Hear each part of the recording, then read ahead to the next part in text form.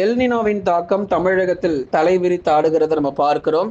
தமிழ்நாடு மட்டுமல்ல, ஒட்டுமொத்த இந்தியாவிற்குமே இந்த எல்னினோவின் காரணமாக மிகப்பெரிய ஒரு ஆபத்துகள் ஏற்பட்டிருக்கிறது. பகல் நேர வெப்பநிலை பார்த்திருப்பீங்க. மே மாதமே இன்னும் வரல. ஏப்ரல்லையே நமக்கு வெயிலுடைய தாக்கம் 42 வரைக்கும் போயாச்சு. இன்னும் அடுத்து வரக்கூடிய மாதங்கள்ல எந்த அளவுக்கு ஒரு வெப்பநிலை இருக்கும் அப்படிங்கிற கேள்விகள் பலருக்கும் எழுந்திருக்கு. நிச்சயமாக எல்லா வானிலை அறிக்கையினுடைய தகவல்களையும் நம்ம இந்த வானிலை அறிக்கையில் நம்ம கேட்க போகிறோம். தமிழ்நாடு முழுவதும் எப்பொழுது கனமழை தீவிரமடையும்? இந்த அளவுக்கு வெயில் ரொம்ப தீவிரமா இருந்ததுன்னா அப்போ மழை எப்படிங்க? மழையே எங்களுக்கு கிடைக்காதா அப்படிங்கிற கேள்விகள் தொடர்ந்து ஒவ்வொரு நாளும் அதிகமாகிட்டே இருக்கு. தமிழகத்திற்கு என்ன ஆபத்து? எதனால் ஆபத்து? எப்பொழுது மழைக்கான வாய்ப்பு இருக்கு? மழை அதாவது 1 மணி நேரமாவது எங்களுக்கு மழை வராதா அப்படிங்கிற சில பேருடைய கேள்விகள் தொடர்ந்து கேட்டிருந்தீங்க கமெண்ட் செக்ஷன்ல. கண்டிப்பா நம்ம பார்க்கலாம். அதுக்காக நமக்கு மழையே வராம அப்படிலாம் போயிடாது. அதற்கென்று ஒரு சில நாட்கள் இருக்கு. இந்த மழையினுடைய தீவிரமாகிறதுக்கு ஒரு சில நாட்கள் இருக்கு. எந்தெந்த தேதிகளில் நமக்கு மழைக்கான வாய்ப்பு இருக்கு அப்படிங்கிறதையும் பார்த்துட்டு, பகல் நேரங்கள்ல வெயிலுடைய தாக்கம் அதிகரித்திருக்கிறது குறித்தும் தெளிவாக இந்த வானிலை அறிக்கையில் நம்ம கேட்க போகிறோம். நீங்க ஒன்னே ஒன்று பண்ணுங்க, மறக்காம அந்த லைக் பட்டனை கொஞ்சம் கிளிக் பண்ணுங்க. பக்கத்தில் இருக்கக்கூடிய சப்ஸ்கிரைப் பட்டனும் கொஞ்சம் கிளிக் பண்ணி சப்போர்ட் பண்ணுங்க. நண்பர்கள் உறவினர்கள் தெரியப்படுத்த மறக்காம ஷேர் பண்ணுங்க. பசிபிக் பெருங்கடலில் ஏற்பட்டு வரக்கூடிய இந்த மாற்றத்தின் காரணமாக இந்தியா மட்டுமல்லாமல் பல்வேறு நாடுகள்ல வானிலையில சில அதிரடி மாற்றங்கள் ஏற்பட்டு வருது. மழையே பெய்யாத பகுதிகளில் கடுமையான மழை பொழிவும், நல்ல ஒரு மழை கிடைக்கக்கூடிய பகுதிகள் எல்லாம் கடுமையான ஒரு வறட்சியும் சந்திக்கிற ஒரு நிலைமை தான் இப்போ மாறிக்கிட்டு இருக்கு. இன்னும் இது தீவிரம் அடையும். ஏன்னா குறிப்பா நமக்கு இந்தியாவில் நம்ம எடுத்துக்கிட்டோம்னா பல்வேறு மாநிலங்கள்ல இந்த எல்னினோவின் தாக்கத்தின் காரணமாக பசிபிக் பெருங்கடல் பகுதிகளில் ஏற்பட்டு வரக்கூடிய இந்த கால சூழ்நிலையின் மாற்றத்தின் காரணமாக இந்தியாவில் இருக்கக்கூடிய குறிப்பா வட மாநிலங்கள், தென் மாநிலங்களை விட வட மாநிலங்கள் ரொம்ப கடுமையாக பாதிக்கும் அப்படிங்கிற தகவலோடு இன்னைக்கு நம்ம பார்க்க போகிறோம். குறிப்பாக எல்னினோவின் தாக்கத்தினால இந்தியா பொறுத்த வரைக்கும் கடுமையாக பாதிக்கப்படும். மத்திய பிரதேஷ், பீகார், சத்தீஸ்கர் போன்ற மாநிலங்கள்ல இங்கெல்லாம் நமக்கு மழை பற்றாக்குறைகள் ஏற்படுவதற்கான சாதகமான சூழ்நிலை இருக்கு. மகாராஷ்டிராவினுடைய கிழக்கு பகுதி, பொதுவாக நமக்கு மகாராஷ்டிராவினுடைய கடலோர பகுதிகளில் எப்படி இருந்தாலும் நமக்கு தென்மேற்கு பருவமழை காரணமாக பெய்ய வேண்டிய சராசரியான அளவு மழை பொழிவு பதிவாகிறோம். ஆனால் மகாராஷ்டிராவினுடைய கிழக்கு பகுதிகளில் இந்த மாதிரிலாம் நீங்கள் எடுத்து பார்த்தீங்கன்னா இந்த வருஷம் மழை பற்றாக்குறையால் கண்டிப்பாக அங்கெல்லாம் நமக்கு பாதிப்புகள் இருக்கும். சரி, தமிழ்நாட்டினுடைய வானிலை என்னாச்சு? நமக்கு எப்படி இருக்க போகுது? சென்னை முதல் கன்னியாகுமரி வரைக்கும் இருக்கக்கூடிய மாவட்டங்கள்ல எப்படி நமக்கு வானிலை இருக்க போகுது அப்படிங்கிற தகவலையும் கண்டிப்பா நம்ம பார்க்கலாம். வரப்போகும் வறட்சி, இதை நம்ம மிக முக்கியமா நம்ம பார்க்கணும். இந்தியாவின் வட மாநிலங்கள் இப்ப சொன்னோம் இல்லையா, இந்த பகுதிகளில் கடுமையான ஒரு வறட்சி பொறுத்த வரைக்கும் ஏற்படுவதற்கான சாதகமான சூழ்நிலை ஏற்பட்டிருக்கு. தென்மேற்கு பருவமழை இயல்பிலிருந்து குறைவான மழை பொழிவாகவே பதிவாகும் வட இந்தியாவில் இருக்கக்கூடிய வட மாநிலங்கள்ல. ஆனா ஒரு சில இடங்கள்ல நமக்கு, ஒரு சில மாநிலங்கள்ல நமக்கு பெய்ய வேண்டிய சராசரியான மழை பொழிவு கண்டிப்பா கிடைக்கும். அது எந்தெந்த மாநிலங்கள்ல நமக்கு மழை இருக்கும் அப்படிங்கிறத பார்க்கலாம். முதலாவதாக கேரளா மற்றும் கர்நாடக மாநிலங்கள். ஒரு சிலருடைய கமெண்ட் நம்ம பார்க்க முடியுது. பெங்களூர் பகுதியிலிருந்து சிலருடைய கமெண்ட்ஸ் போட்டு வரீங்க. அதே மாதிரி கேரளா மாநிலத்தில் திருவனந்தபுரம், ஆழப்புழா இது போன்ற இடங்களிலிருந்தும் நிறைய பேர் தொடர்ந்து நம்மளை தொடர்பு கொண்டு வரீங்க.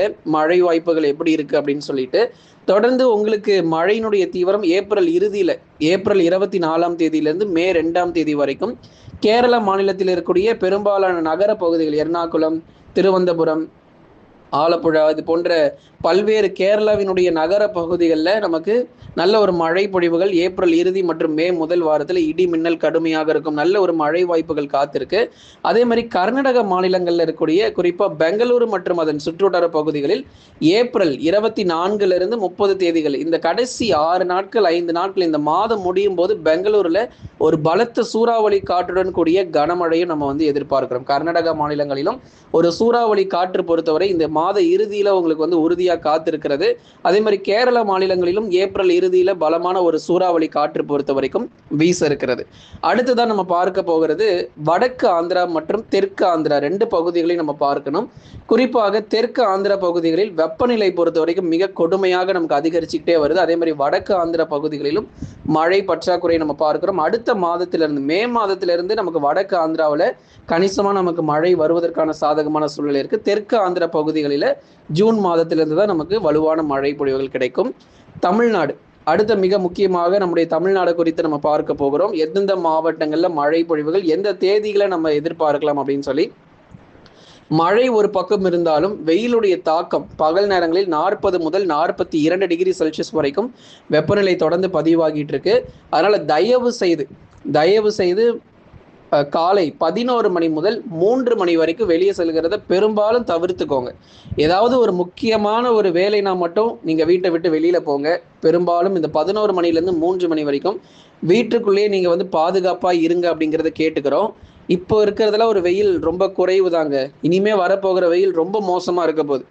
இதுவே நிறைய பேர் தாங்க முடியல ப்ரோ அப்படின்னு சொல்லி கமெண்ட்ல போட்டிருந்தீங்க.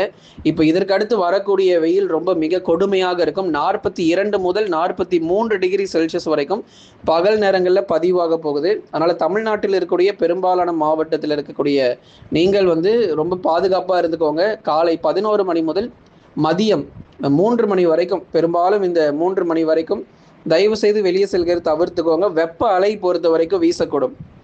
குறிப்பாக வேலூர், திருப்பத்தூர், ராணிப்பேட்டை, திருவண்ணாமலை, கிருஷ்ணகிரி, தருமபுரி, சேலம், நாமக்கல், கரூர், திருப்பூர், ஈரோடு போன்ற மாவட்டங்களில் வெப்ப அலை பொறுத்த வரைக்கும் அடுத்து வரக்கூடிய ஒரு வாரத்திற்கு 7 நாட்களுக்கு வெப்ப அலை மிக கடுமையாக வீச போகுது. 42 டிகிரி செல்சியஸ்ங்கிறது சாதாரணமாக பதிவாகும். அப்போ மிக ஒரு மோசமான ஒரு வெயிலுடைய தாக்கத்திலேருந்து தப்பித்து கொள்ளுங்க. அதனால நீர்ச்சத்துள்ளதை அதிகமாக எடுத்துக்கொள்ளுங்க. ஏன்னா அடுத்து வரப்போகிற நாட்களில் நமக்கு பகல் நேரங்களில் இருக்கக்கூடிய வெப்பநிலை இதை விட இன்னும் 2 மடங்கு நமக்கு இன்னும் தீவிரமாக காணப்படுவதற்கான வாய்ப்புகளாக இருக்கும்.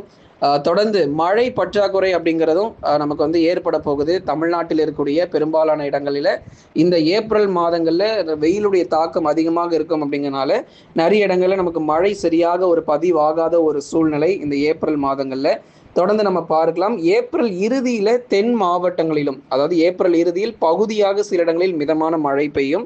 தென் மாவட்டங்கள் மதுரை, திண்டுக்கல், விருதுநகர், சிவகங்கை, ராமநாதபுரம், தூத்துக்குடி, திருநெல்வேலி, தென்காசி, தேனி, நீலகிரி, கோயம்புத்தூர் போன்ற பகுதிகளில் ஏப்ரல் 24ஆம் தேதியிலிருந்து 30ஆம் தேதிகளுக்குள்ள இந்த காலகட்டங்களில் பகுதியாக பரவலாக மிதமான மழையை நம்ம எதிர்பார்க்கலாம். அவ்வப்போது சில நேரங்கள் கனமழையாக இருக்கும். ஆனால் நமக்கு வந்து ரொம்ப அதிக மழை பொழிவாகவும் இருக்க போகிறதும் கிடையாது. வட தமிழகம் சென்னை, திருவள்ளூர், காஞ்சிபுரம், செங்கல்பட்டு, விழுப்புரம், கடலூர், புதுச்சேரி மற்றும் காரைக்கால், கள்ளக்குறிச்சியில் வானம் ஓரளவு மேகமூட்டமும் பகல் நேர வெப்பநிலை தீவிரமாகவும், அதேமாதிரி டெல்டா மாவட்டங்களில் வறண்ட வானிலை காணப்படும். வட தமிழக உள் மாவட்டங்களிலும் கடுமையான வெயிலுடைய தாக்கம் பொறுத்தவரை அதிகரிக்க போகிறது. இந்த எல்னினோன்னு சொல்றாங்கல்ல, அதனால என்ன ப்ரோ ஆபத்து அப்படின்னு சொல்லி சிலர் வந்து கேட்டிருந்தீங்க. எல்னினோ வந்து தீவிரமாகிறதுனால என்னென்ன ஆபத்துகள் அப்படிங்கிறத பார்க்கலாம். முதலாவதாக வெப்பம் அதிகரிக்கும். பல்வேறு தமிழ்நாடு மட்டுமல்ல, பெரும்பாலான உலகளாவியில் நமக்கு வந்து வெப்பம் பொறுத்த வரைக்கும் ரொம்ப தீவிரமாக அதிகரிக்கும். மழை குறையும். பெரும்பாலும் வந்து மழை பற்றாக்குறைகள் அநேக இடங்களில் ஏற்பட வாய்ப்புகள் இருக்கும். ஒரு வறட்சியான ஒரு சூழல் பொறுத்த வரைக்கும் உருவாகிறதுக்கான வாய்ப்புகளும் தொடர்ந்து நம்ம வந்து எதிர்பார்க்கிறோம். பல இடங்களில் ஒரு வறட்சியான ஒரு சூழ்நிலை பொறுத்த வரைக்கும் தமிழ்நாடு மட்டுமல்ல, பல இந்தியா மட்டுமல்ல, உலகளாவியில் நிறைய இடங்களில் ஒரு வறட்சியான ஒரு சூழல் பொறுத்த வரைக்கும் உருவாகிறதுக்கான வாய்ப்புகள் இந்த எல்னினோவின் காரணமாக ஏற்பட போகுது. தமிழகத்தில் கடந்த 24 மணி நேரத்தில் பதிவான அதிகபட்ச வெப்பநிலை ஈரோடு மாவட்டத்தில் 40 டிகிரி செல்சியஸ் வரை வெப்பநிலை பதிவாகியிருக்கு. இன்னும் மேலும் தீவிரமடையும் அடுத்தடுத்து வரும் நாட்களில். உஷாரா இருந்துக்கோங்க நண்பர்களே. லைக் பண்ணுங்க, மறக்காம சப்ஸ்கிரைப் பண்ணி சப்போர்ட் பண்ணுங்க. நம்ம சேனல்ல ஸ்டோர்னு சொல்லி ஒரு ஆப்ஷன் தனியாக கொடுத்துருக்கிறோம். நிறைய ப்ராடக்டோட இமேஜஸ்ல நம்ம கொடுத்துருக்கிறோம். போய் பாருங்க, அதை கிளிக் பண்ணி உங்களுக்கு தேவையான பொருள் என்னவோ நீங்க வாங்கிக்கலாம். சிறந்த சலுகையில மறக்காம வாங்கி பயன்பெறுங்க நண்பர்களே.